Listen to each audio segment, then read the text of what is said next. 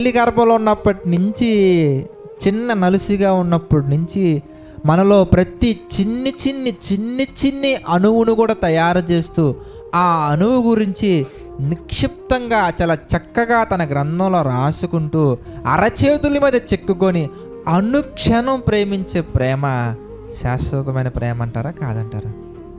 నిజమండి, శాశ్వతమైన ప్రేమ. అప్పటికి కూడా మనం ఉంటున్నామంటే కుదురుగా దేవుడి దగ్గర ఉండట్లేదండి. మళ్ళీ మనం ధైర్యం చెడిపోయినప్పుడు మళ్ళీ మాట్లాడతాడు, my dear child, what happened? ఏమైంది నీకు? ఎందుకు ధైర్యం చెడిపోయింది?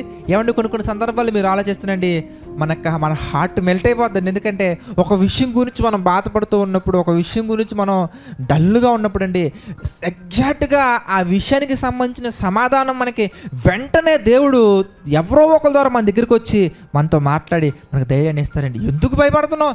ఎందుకు దిగులు పడుతున్నావు? ఎందుకు అలా ఉన్నావు? నువ్వు